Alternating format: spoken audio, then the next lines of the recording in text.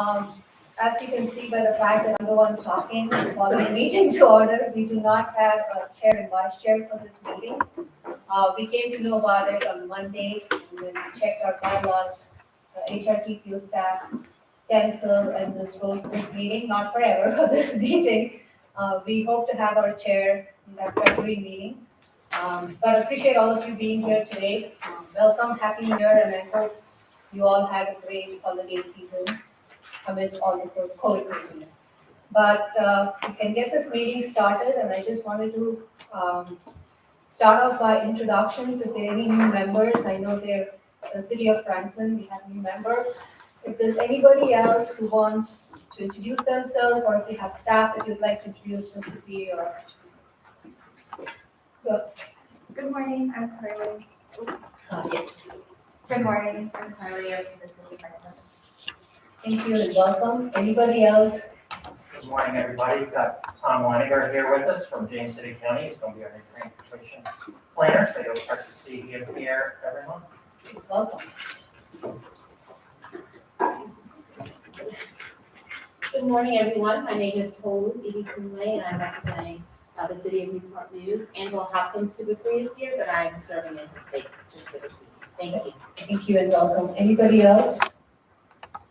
Okay.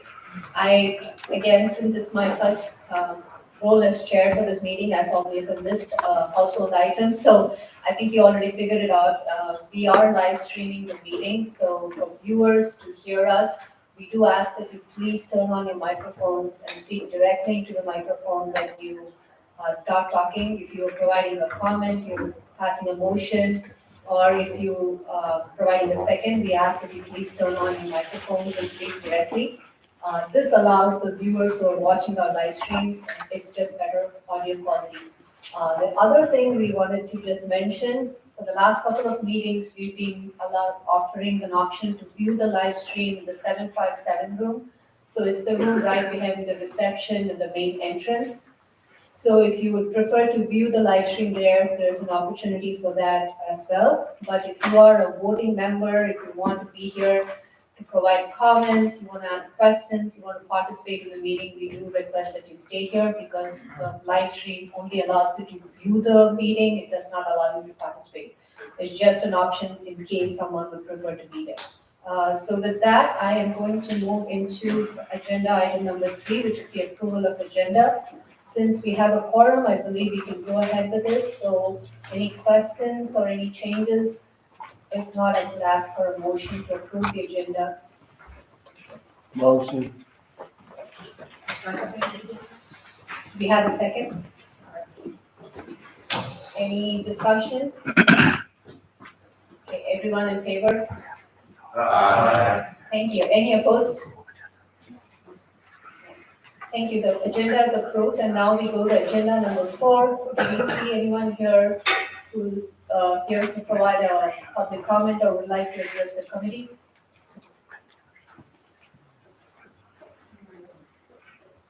I don't think we have any, so we can move on to agenda item 5, and we did not receive any submitted public comments. So we are now going into agenda item 6, which is comments and updates from our state, federal agencies and military liaisons. And I see VDOT here, VRPT staff said they cannot make it here. VDOT, do you have any updates you'd like to share? Yeah, I do. Thank you. Good morning, everyone. I have a couple items I wanted to share this morning. First, on the transportation revenues and opportunities, just wanted to give a brief update.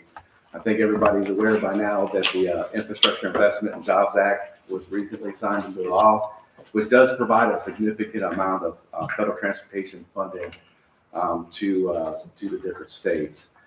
In addition, I'm happy to report that this December revenue forecast is anticipated to be higher than what was previously forecast. Last month, our Deputy Secretary of Transportation presented to the Commonwealth Transportation Board at their December 8th meeting detailed information on the different revenue sources and opportunities that might be coming our way. He did provide 2 presentations on the subject matter. I do encourage everybody to go to the CTB website to take a look at those presentations. Again, it was the December 8th meeting. Also, Mr. Donahue did share that we're working to update the FY22 six-year plan to include the new federal fund increase and the December revenue increase as well. These updates will be considered by the CTB at next week's January meeting and will allow the board to consider additional funds through the six-year improvement program development process, which as we move towards the approval of the FY23-28 plan by June of this year. There should be additional details posted on the CTB website by the end of this week. I would say close of business Friday. There should be additional information available. So just wanted to give everybody a heads up that is coming our way. Also, I do have another quick update in regards to the Hampton Roads Express Lane network. Our VDOT Hampton Roads District Engineer, Mr. Chris Hall, will be providing a brief update to the CAO committee today on the Express Lane network and the construction schedule. In addition, he will review the proposed traffic management plan that is to be implemented during the construction process, and will be requesting that the CAOs from key localities appoint members to an executive oversight committee. This committee will be responsible for meeting with and providing input to VDOT on an ongoing basis as traffic management and logistic decisions are made through the construction of these projects. So just wanted to give everybody a heads up on that. That's all I have this morning. Thank you, Todd. Anybody else, HRT, updates? I miss anyone? I don't see water, not here. Oh, I'm so sorry. Okay. Anyone else have any updates to share? Okay, thank you. So we will move into agenda item 7, which is the approval of consent items. This includes the minutes from our November 3rd meeting. We did not meet in December, and a few tip amendments that are included in the package. So just pausing to see if there are any questions or comments on these, on the consent agenda. Move the approval as presented. Thank you. We have a second? Second. Everybody in favor? Aye. Anyone opposed? Okay, so the consent agenda is approved. Now we move to agenda item number 8. So this is an action item, and this is the regional performance measures and targets, and Keith Nichols will be taking the details.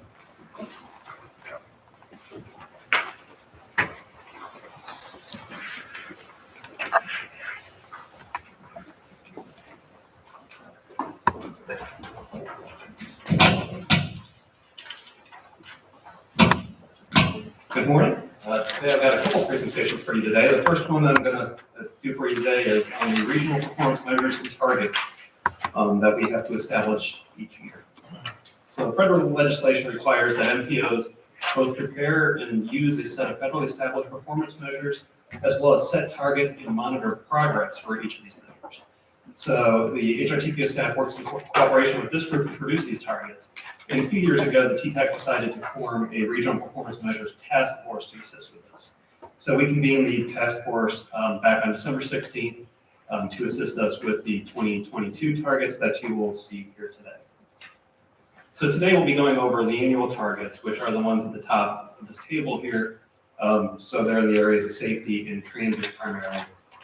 There are also 4-year targets that we need to monitor and set targets for. Those are in the areas of pavement condition, bridge condition, roadway performance, and freight for our area. And I'll talk a little more about those here at the end of the presentation. But today we'll be primarily looking at those annual targets and safety and transit. So starting with safety, the MPOs must set targets on an annual basis for 5 different measures: fatalities, fatality rate, serious injuries, serious injury rate, and then the number of bike and pedestrian fatalities and serious injuries combined. So the targets that we'll establish today will be for the 2022 calendar year for each of these 5 areas. When we set our targets, we may choose to either adopt the statewide targets that were established by VDOT, but report them specific to our area, or we can decide to select unique MPO-specific targets, or we can even do a combination of the two. So we could always, let's say, choose a VDOT fatality target and choose our own serious injury target if we really wanted Also want to note that there are no penalties if we do not meet our performance targets. So we can really make them as realistic or aspirational as we would like. There is no penalty if we do not achieve our targets in any given year. Final bullet, we do incorporate this information into the LRTP and the TIP as part of our planning process. I'll talk a little bit more about that on the next steps at the end of the presentation.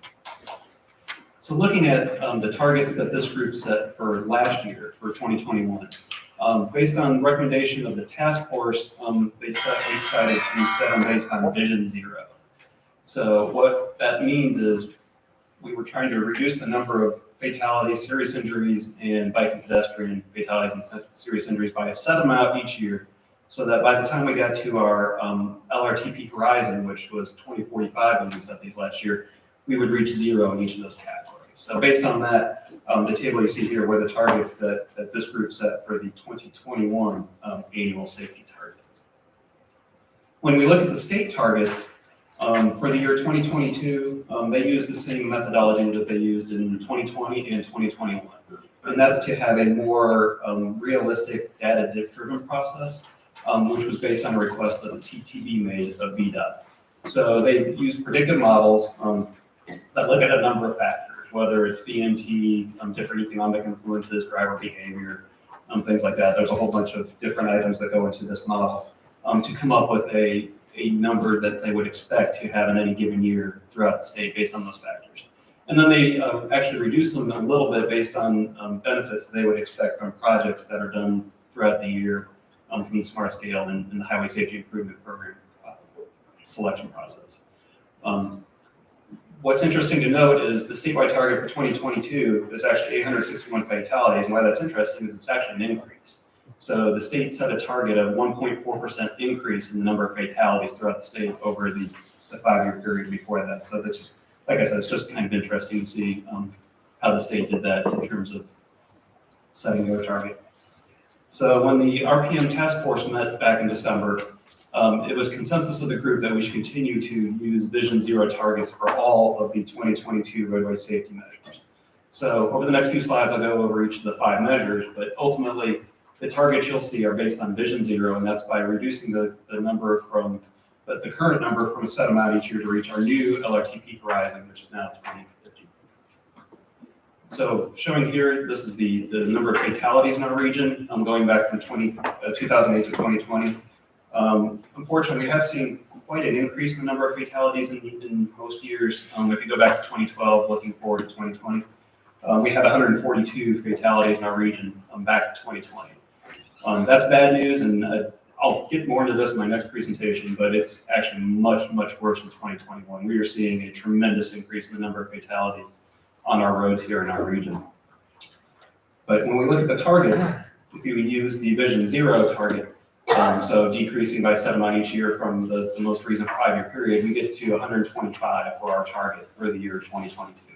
You can see how that compares to if we use the state method, which uses the predictive models, that's 134. Or if we just use the 5-year rolling average, which would be pretty similar to what we're actually seeing with the Vision Zero target. In terms of fatality rate, we just take that target that I showed on the last slide, and then we apply it to the number of VMT, vehicle miles of travel in our region.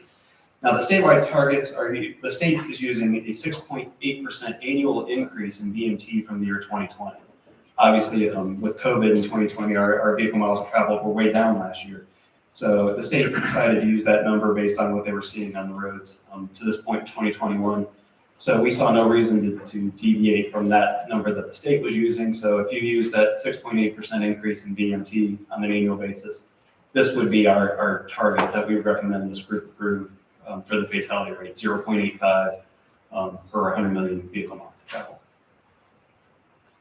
Looking at serious injuries, it's a little bit better story than what we saw fatalities. We saw a big decrease early in the last decade in the number of serious injuries each year. Unfortunately, once we got to about 2014, it's been pretty flat since then. And we had just over 1,600 serious injuries in our region in the year 2020. Using the Vision Zero principles for the 2022 target, that gets you to 1,498 serious injuries for our target in our region. Same thing with serious injury rate, using the same 6.8% increase in VMT that the state was using. That would be our serious injury rate target, 10.19 serious injuries per 100 million vehicle miles of travel. The last one for the safety area is bike and pedestrian fatalities and serious injuries combined. It's been kind of a mixed story. Some years are higher, some years are lower, but the year 2020, we saw 190 active transportation fatalities and serious injuries in our region. With Division 0, that would decrease to a target of 179 for the year 2022. So based on what I just showed you, the task force recommends that HRTPO, that the TTAC and the HRTPO board approve what you see in red there for our regional targets for the 5 safety areas. Moving on to the transit area, there are 2 areas that we need to set targets for. One is transit asset management and one is transit safety. So in terms of transit asset management, there are 4 different types of assets that we need to set targets for. So one is rolling stock, that would be buses, light rail vehicles, ferries, things like that. And the measure is just the percent of vehicles in each asset class that has met or exceeded their useful life benchmark. Same thing for the service vehicles. You need to set that for any of the service vehicles that are used by the transit agency. Same for infrastructure, which in our area generally means light rail infrastructure. So it's the condition of the light rail track in our region. And then finally, facilities. So it's the condition of various facilities such as passenger parking facilities and maintenance facilities. So Tier 1 transit agencies such as Hampton Roads Transit must develop and carry out their own transit asset management plans and set their own targets for their agency. Now, Tier 2 smaller transit agencies, which include WADA and Suffolk Transit, they're eligible to participate in group plans. So WADA and Suffolk Transit have elected to use the DRPT's statewide targets that they set for each of these areas. So in terms of our regional targets, we just take the targets that HRT and WADA and Suffolk Transit have, and we weight those based on the number of vehicles or the number of assets in each of the asset types. So it's a little small to see here, but these are each of the areas that we need to set targets for, showing the column where the 2022 HRT targets are. Same thing for the WADA and Suffolk Transit targets, and then with the weighted average, the column on the right is ultimately the targets that we're asking this group to recommend approval for. So for example, for buses, it's a less than 10% of buses in our region meeting or exceeding the useful life benchmark would be our target. The last transit area that we have to look at is transit safety. So that's the number of fatalities, the number of injuries, safety events, and the rate on each of the transit systems, and then also system reliability, so distance between major failures in the system. Similar to transit asset management, Tier 1 agencies must carry out their own public transportation agency safety plan and set their own targets. Tier 2s are allowed to use the state targets. So same thing with transit asset management. We just took the regional, we took the targets from each of the 3 agencies and weighted them based on the number of miles, I guess you would say, that each system travels. So these are the HRT transit safety targets. So they have a target of 0 fatalities on their system in the year 2022, less than 76 reportable injuries on the bus system, less than 56 safety events, for example. When we look at the WADA and Suffolk Transit, as I said, these are based on statewide targets based on the rate per 100,000 vehicle revenue miles. So they also have a target of 0 fatalities, 6 injuries on the WADA system, 1 on the Suffolk Transit system, and so on. You can see here. So ultimately, if we weight those based on the number of miles, this is the 2022 targets that we're recommending. So no fatalities, less than 83 injuries on the bus system, and then you can see the safety events in the system reliability targets. So the recommended action is to recommend that the TPO board approve each of the targets that I showed you today. So the roadway safety targets that you see on the left, the transit asset management targets you see in the table on the right, and then the transit safety targets that I just showed you a couple of slides ago. Before I open it up for questions, I do want to mention what the next steps will be. Once these targets are approved, they are incorporated into the Transportation Improvement Program and the LRTP as it's amended. And then I mentioned the 4-year targets at the start. The year 2022 is when we'll need to establish new 4-year targets in each of those areas. So we'll have 180 days once the state establishes their 4-year targets. So we're guessing probably in the fall to winter, roughly, of 2022 is when we need to come back before this group and establish 4-year targets in each of the areas. So with that, I'll open up for questions and then ask for approval of these. Any questions on this topic? Follow-ups?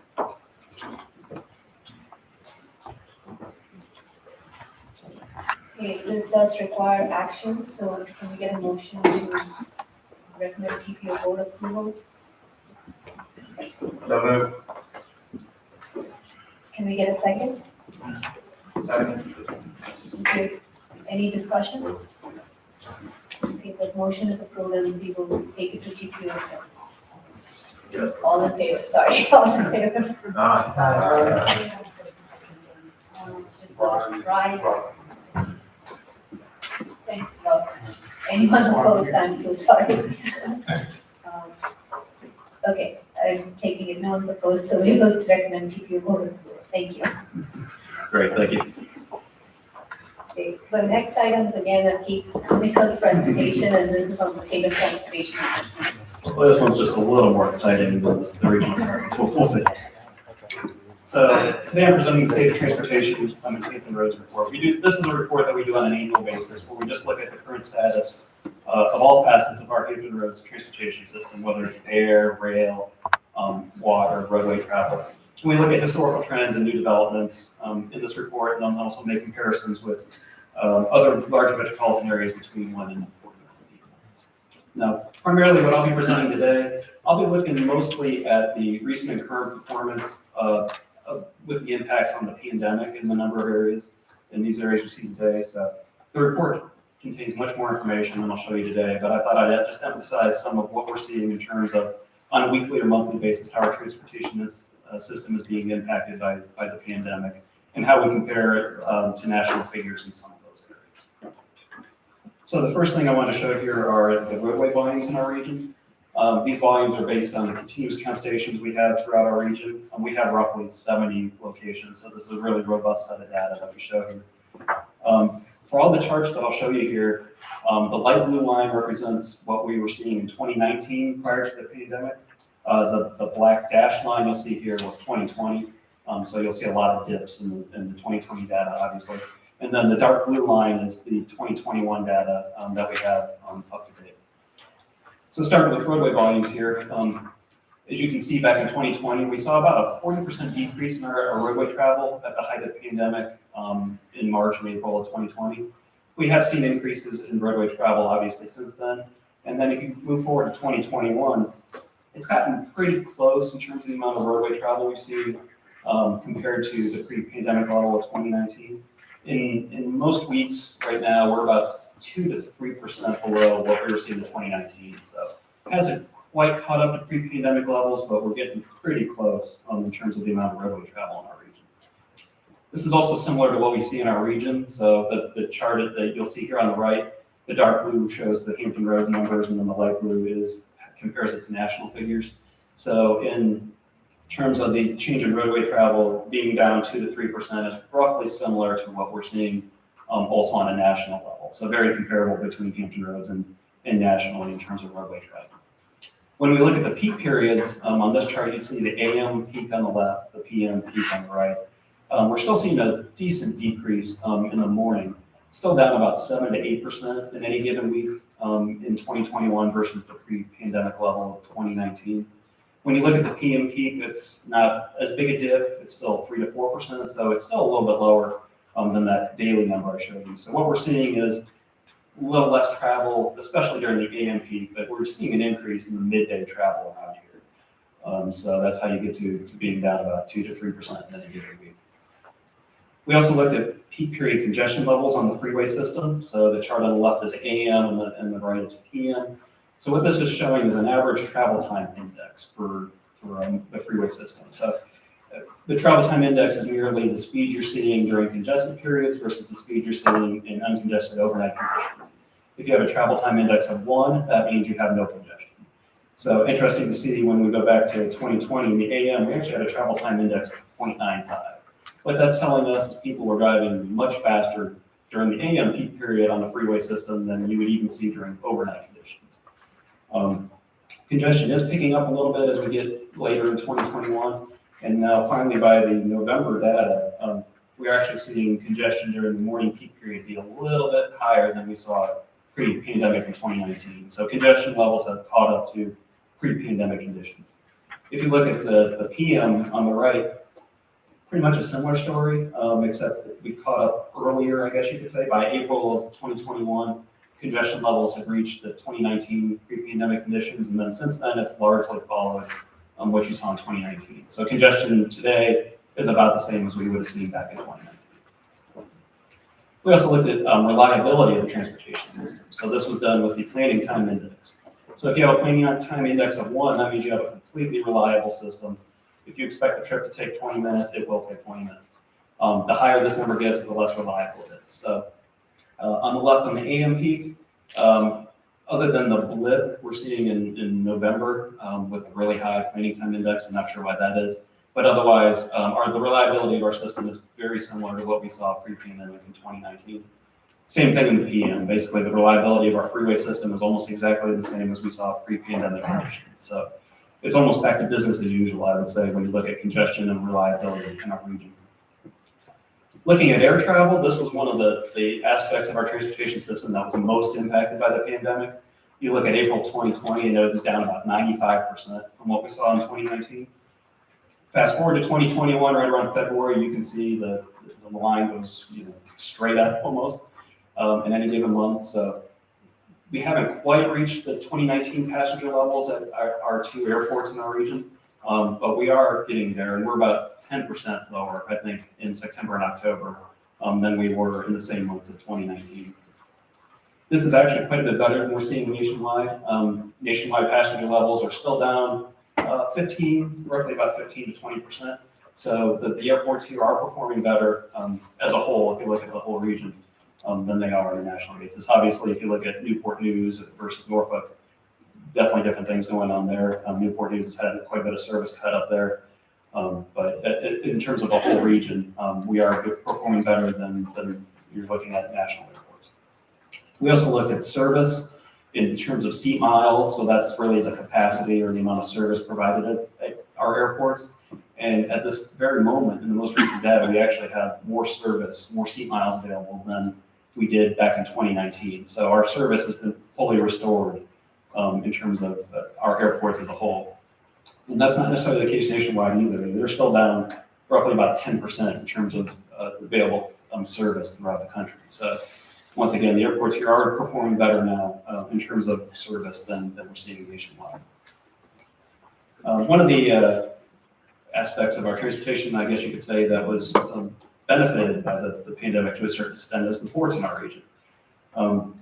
You go back to 2020, and there was a decrease, but even by the late summer, early fall of 2020, we were seeing volumes there exceeding the 2019 volumes. And keep in mind, 2019 was a record year for the port. So interesting to see that even by the fall of 2020, the volumes were exceeding pre-pandemic levels. Move ahead to 2021, and the growth just continues at the Port of Virginia. We're seeing cargo levels throughout the fall 20% higher than the levels we were seeing in 2019 and 2020. So definitely kudos to the port to be able to handle all this additional cargo that's passing through the port facilities here. The chart on the right shows how that compares to the East Coast ports, and the Port of Virginia is performing actually much better than we're seeing even from the other East Coast ports. The Savannahs and Charlestons of the world, they're seeing 10 to 15, about 12% increase in their volumes, compared to the 20 and even in September, 25% increases that the port's seeing. So the port is doing well even compared to the other ports on the East Coast. Another aspect of transportation that was very severely impacted by the pandemic was rail travel. So similar to air travel, we saw volumes decrease 95% at the height of the pandemic. Throughout 2021, however, Amtrak usage in our region has increased almost each month, and by summertime, it had reached pre-pandemic levels. So July of 2021 was very similar to July of 2019 in terms of the amount of passengers using Amtrak trains at the 3 stations here in Hampton Roads.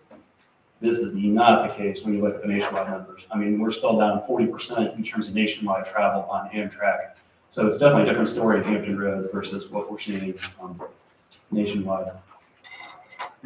In terms of roadway safety, Interesting to see here, the chart on the left shows crashes and the one on the right shows injuries. In spite of travel still being a little bit lower than what we saw previously, the amount of crashes and the amount of injuries in our region is pretty close to what we saw in 2019 on any given month. So once again, not a big change in that. Where we are seeing the big change, however, unfortunately, is fatalities. We've already had from January through the end of September 2021, I think it's almost 140 fatalities in our region.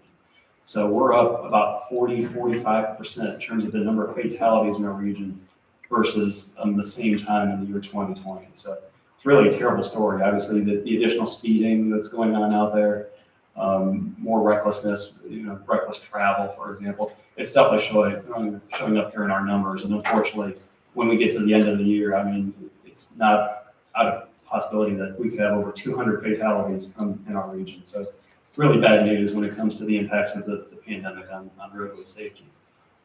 Nationwide, we are seeing an increase too. On a national level, it's about 15 to 20% in any given month, which, normal conditions is just incredible to think of. But when you look at a regional level, as I said, we're about 40 to 45% increase. So, the bad news on a national level, but it's even worse in our region. So this is definitely one of the biggest impacts of the pandemic on transportation is the loss of life on our roadways. I guess one of the better stories is active transportation. So Streetlight data produces an index for each region in terms of the amount of bicycle travel and in terms of the amount of pedestrian travel. So in Hampton Roads, the amount of bicycle travel was even increasing before the pandemic. But when the pandemic started, it was about a 40 to 45% increase there in terms of the amount of bicycle travel in our region throughout the remainder of 2020. You go to 2021, bicycle trips have decreased a little bit from the highs in 2020, but still the amount of bicycle travel is much higher in 2021 than we saw pre-pandemic in 2019. If you look at the pedestrian data, it's much more all over the place for whatever reason. There was a big decrease in 2020, obviously when the pandemic started, more people were walking for physical exercise to get out of the house. But you'll see throughout 2021, some months are higher, some months are lower. So I'm not really sure why that is, but it is still higher than we saw in 2019, but it is inconsistent from any month to month. Finally, the last thing I want to go over today is public transportation. This obviously was very impacted by the pandemic as well. But what's interesting to note here is public transportation usage flattened out roughly by about summer of 2020, and you go throughout 2021 and it has not recovered at all. It's very, very similar in terms of the amount of trips taken on public transportation in our region compared to what we saw in 2020. So this is one of the few aspects of our system that has not recovered in recent months from the pandemic. And when you look at that compared to national numbers, pretty comparable. In any given month, the decrease is still about 50% both in the region and on a national level. So what we're seeing here is definitely not out of the ordinary. It's very similar to what we're seeing throughout the country in terms of usage. I won't go over this slide. It's just a summary of what we presented here today. So if you want to look online in terms of when we post the presentation, this information is on there. You can see how we're comparing both to our levels pre-pandemic and then on the right, how Hampton Roads is comparing to national levels in each of these areas. With that, I just want to let you know the draft version of the report was included with today's agenda. It'll be open for public review and comment until 2 weeks from Friday. So if you have any comments, please submit them to me. And then we'll come back to this group at February and ask for approval of the report and then ask for approval at the TPO board meeting in February as well. So with that, are there any questions? Any questions or comments for people on this topic?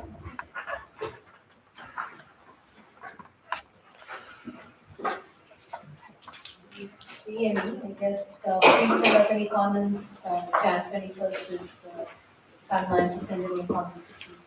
Hope you take a look. It's a pretty good report, so I really would appreciate any comments on that. So we can now move to the next agenda item number 10. I think you all heard a lot about the 2045 and we got a break, and now we are back with the 2050 LRTP, and the first step is Socio-Economic Forecast, and we have Brett Rudendorf from our HRTPO to talk about the process. Morning, everyone. This really isn't fair Keith gets to talk about all the charts and graphs, and I get stuck on process. So if y'all can do me one favor, I need to get at least one question out of this. So otherwise, Mark Shea, you're gonna have to ask me one. But this isn't fun, this is process, but it is important. Dale Stead asked me just to open up and let everybody know that we are beginning the process for the 2050 Socio-Economic Forecast, and I just want to run through with you all what we're planning on doing and get any input that you might have. So first of all, what's the purpose of forecast? Really the impetus for doing this forecast is the LRTP. This serves as input data for 2050 LRTP. That's why we do it, but there's a couple other things, a couple of reasons we do it the way we do. It's an impartial set of regional projections. If we went to each of the localities and just said, hey, give us your numbers, it would be something special, that's for sure. But this puts everybody kind of on the same sheet of music, so to speak. And while the impetus is certainly the LRTP, it's not the only discipline that uses it. Solid waste planning uses it.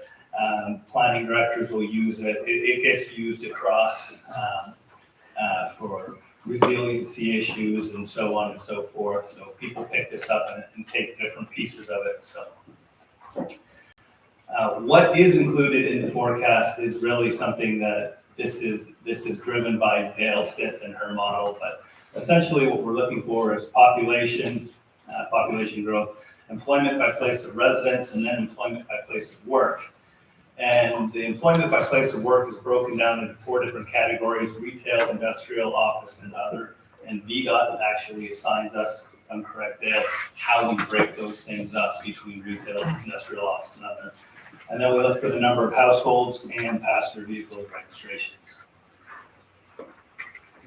So this is a fun chart. This is the proposed forecast process, and right now we're just simply talking about the regional control total. So it's really the first phase of the forecast process. We start with doing a lit review, best practices. We'll look at to see what other MPOs around the country have done, even if there's something interesting that people around the world have done.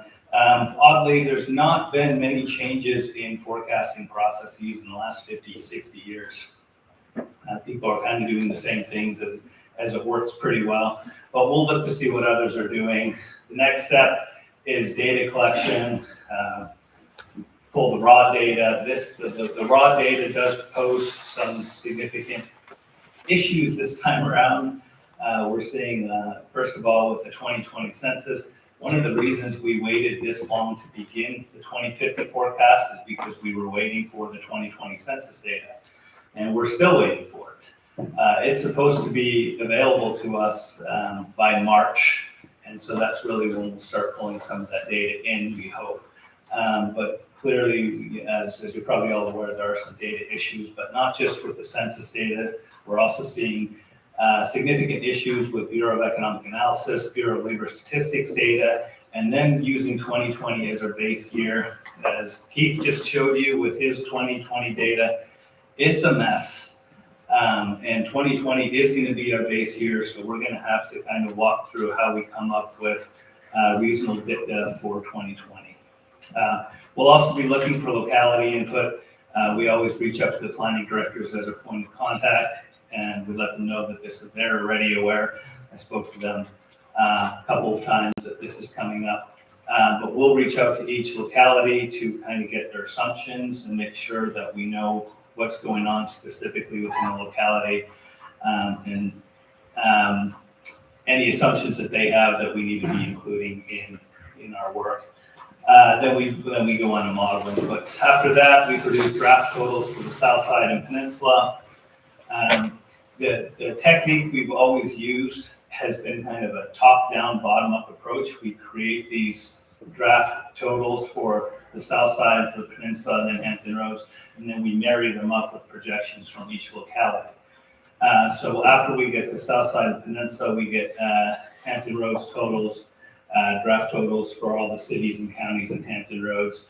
We review the draft totals with y'all, And the planning directors will see that as well, and we'll float that around, and then we hope to present for approval to the HRTPO board.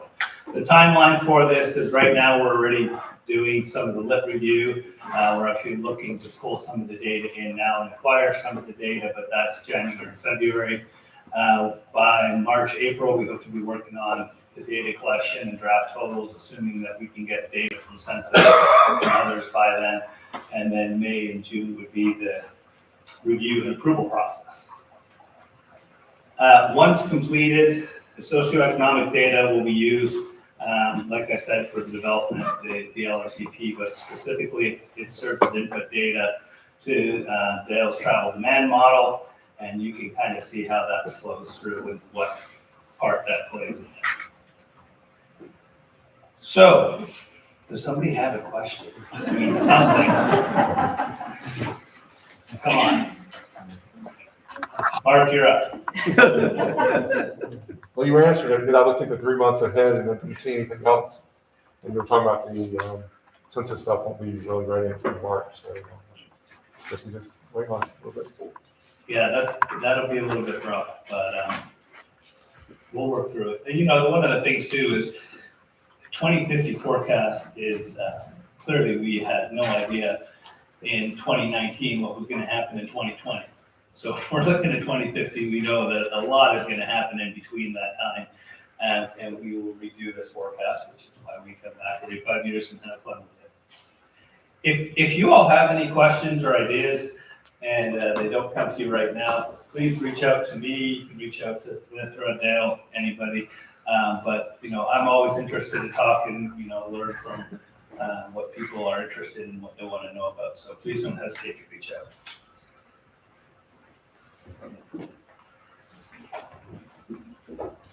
Thank you, Greg. So with this, you're going to hear about 2050 now on a regular basis. The Dale's just prepping you up. So get ready is what I can say. The next agenda item number 11 is the Transportation Improvement Program snapshot, and that will be led by Kathleen today.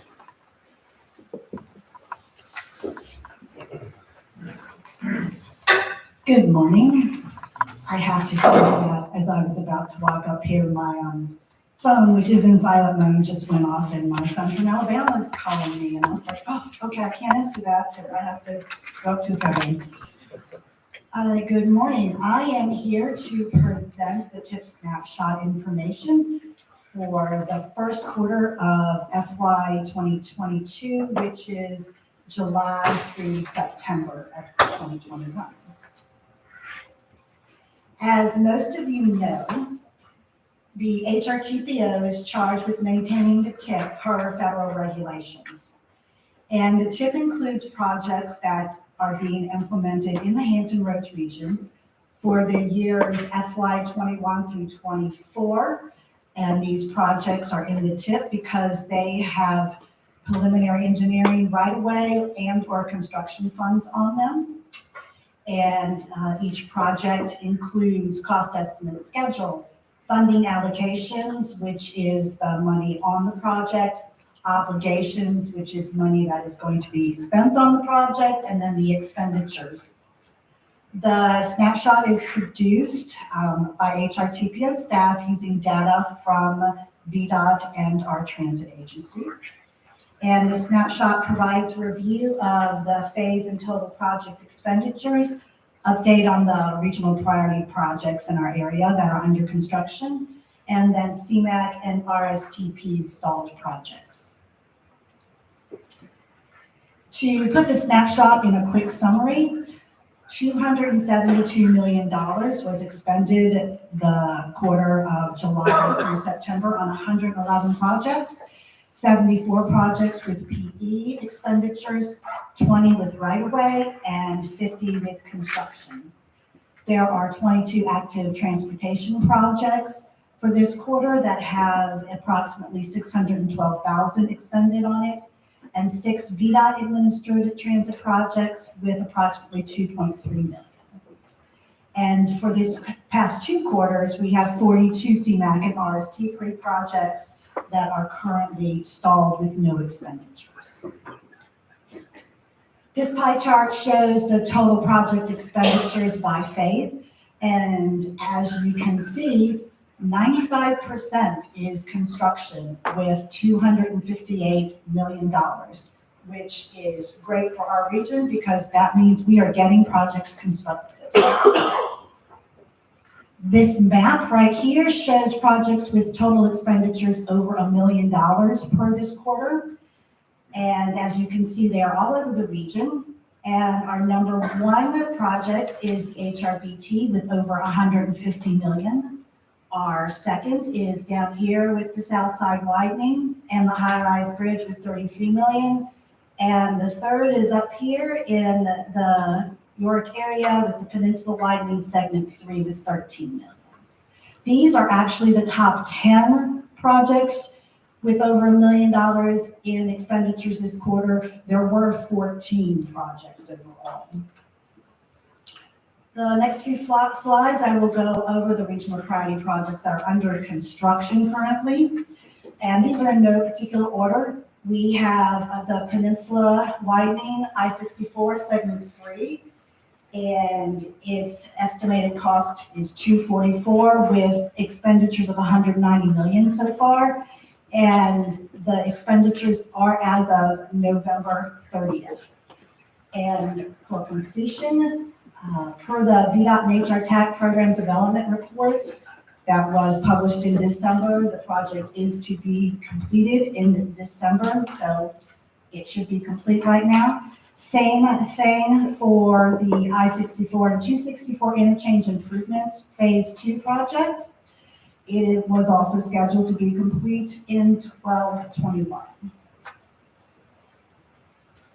The Southside Winding High-Rise Bridge Phase 1, total cost estimate of approximately $525 million with $342 million so far expended, with an estimated completion of December 2022. The HRBT expansion, total cost $3 billion, total expenditures so far $1.2 billion, estimated completion of November 2025. And the Express Lane Segment 2, estimated total cost of $25 million with $15.5 million spent so far, estimated completion of September 2022. We always have a featured project under construction, and this month it's the Denby Boulevard Bridge replacement over I-64 in Newport News. The purpose of this replacement is because the bridge is very old and it's on Denby Boulevard and it crosses over I-64 and the CSX Railroad.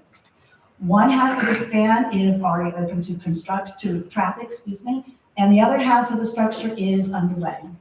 The cost estimate is estimated at about $35 million, and expenditures as of November 30th is roughly $27 million. The completion date is estimated as spring of 2022. We always note projects that have first expenditures in any of our three phases over the past quarter. There were none for right-of-way, but PE, the I-264 West off-ramp improvements at Valentine had their first PE expenditure. And then we have 3 construction first phase expenditures in Suffolk, Hampton, and the Hampton Roads District-wide. And the part that we always like is the projects that have been stalled. And so we want to figure out why they are stalled. Currently, we have 42 projects that had no expenditures the 2 quarters of April through September of 2021. As you can see, they are across the region. And so what I will be doing is I will be contacting the CMAQ and RSTP project sponsors to try and determine why they have stalled and how we can move them forward. And also, if we can't move them forward, then whether or not the funds should be reallocated to other projects. We will continue to monitor these and other CMAQ and RSTP projects. And I will be briefing quarterly on the snapshot. So the next briefing will be at the April 6, 2022 meeting. And if there's any questions, I'll be happy to answer them. Any questions or follow-up comments? Okay, thank you, Thank Kathleen. you. The one thing I did want to bring to your attention, in addition to the project that we featured in the tip snapshot, in case you haven't seen our newsletter, we're now trying to, every time we try to do a project of the month, again, just to show all the great work that's happening, thanks to you all. So please take a look at our newsletter, and we try to cover one project every month, so just to get a flavor of all the projects in the region. The next agenda item would be the special studies for the Unified Planning Work Program. Rob Case will brief us on this. Okay. Maybe I'll get some questions. Okay, this time every year we come to you looking for your needs for special studies. Let's see. And so it's part of our preparation of UTWP, which is our blueprint for the usage of our funding work that we do here. It's updated, of course, on an annual basis. We distributed the draft in the spring and then finalized it for in the late spring, so we can get started. July 1 is the start of our fiscal year. So much of our work is in the required areas of the long-range plan that you just heard about, the TIP that you just heard about, the CMP that's related to Keith's work that he showed you today, and public involvement in all those things. But we do have some staff and hours for a few special studies per year. For example, this year we're working on what we're calling those gateways, the highways in the periphery of our area, updating CMAQ scoring. We did this planned closures of river crossings a few years ago, and so we're updating that, and you see some of the other things here. I've just been working on the private roads, and that's under review now. So that kind of thing, and then these are the things we've done in the past over the years, all kinds of topics, corridor studies and military and economics, and you name it, we've tried to do it, and then we're always open to something new. So maybe you have a new idea, something we've never looked at. So if you've got those needs, send them to me by about 2 weeks from now, for Friday. And that's my contact info, and then we'll take a look at them and see if we can do them, and if so, we'll include them in the draft UPWP. So that's all I've got. It looks like we're good. Is it a question or comment? I just wanted to open up and see if anyone had any suggestions. If not, now at least send us an email address listed. And I know some of you have already reached out asking for some special study ideas, but just wanted to open it up so that you all have an input by Jack when you must get us information. But I'm going to pause and ask if there are any questions or comments.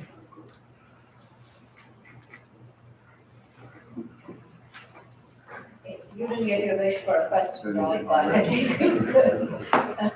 All right, thank you. Thank you. That brings us to the end of all the presentations. So the next thing is agenda item number 13, which is the 3-month tentative schedule. We seem to have a lot of items that will be coming up your way over the next 3 months. We'll try to stagger it as much as we can, but appreciate any inputs or feedback. Take a look at the 3-month schedule. And then agenda item 14 is for your information. This includes minutes from the traffic subcommittee, and then HRTPO monthly report, which kind of Kathleen touched upon when she showed the projects around the region, the regional priority projects. And the next agenda item, notes here, with the announcements. I'm just going to pause and see if anyone has any announcements or information that they would like to share with the group. I know John had one announcement that he said he wanted to make, but opening it up, anyone have anything they would like to share? John, do you want to? Yeah, sure. So it's not listed in the agenda here under announcements in agenda item 15, but we will be having a transportation programming subcommittee meeting on January 21. It's a Friday at 9:30. That'll be here in the conference room A and B. And just a note that a couple of the items that we're going to be covering at that TPS meeting, so I really hope that everybody can make it, is the TA set-aside project selection process and allocation. So that's an important item that we need to be here for. And secondly, another is the CMAQ and RSTP reconciliation. So VDOT has notified us that there is approximately $5 million in previous funding dollars that need to be allocated by April 1st. So if you have projects that are lacking funding in current year or previous year, please let us know, and we'll be sending the agenda out next Friday, the 14th, and listing some of the other items will be covered at that meeting. So if you have any questions, concerns, please give me a call or email me, and hopefully we can get through that. Thank you. Thank you. Council meeting on 21st. 9:30 a.m. And the agenda would go out a week before, right, Jonathan? That's correct. So other announcements, the Regional Connector Study joint meeting is on Jan 11th. It will be in this room. So it starts at 9:30. The agenda went out yesterday, I believe. If you've not received the agenda or have any questions, please follow up. It's an important meeting. We really hope you all can make it. The other two are the TPO board meeting is on Jan 20th, and we hope to see this group again on February 2nd.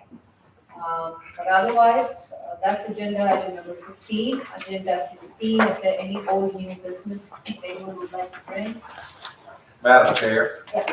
I was made aware this morning that the nominating committee needs to be meeting again as we have received the resignation of our current vice chair. And I'm not sure whether we need action this morning, this committee, to reinstitute that committee or not, get authorized to take action. I don't think we need an action today, but it will be on the agenda February. The nominating committee will be an agenda item. As far as a report for the committee or as far as activating the committee? Activating. John, do you want to tell me? Yeah, since we do have a quorum today, we could have a vote to activate the committee. So then at the February meeting, we could actually vote on a slate or the nominees. All right.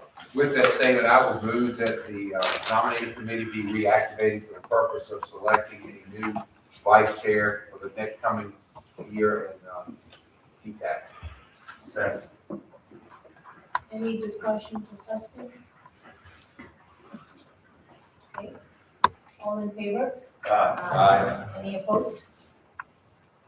Okay, so we will, so in February, you'll be back for the report. Thank you for bringing that up. And then, other than that, anything else on the old new business? If not, we are adjourned. Thank you very much.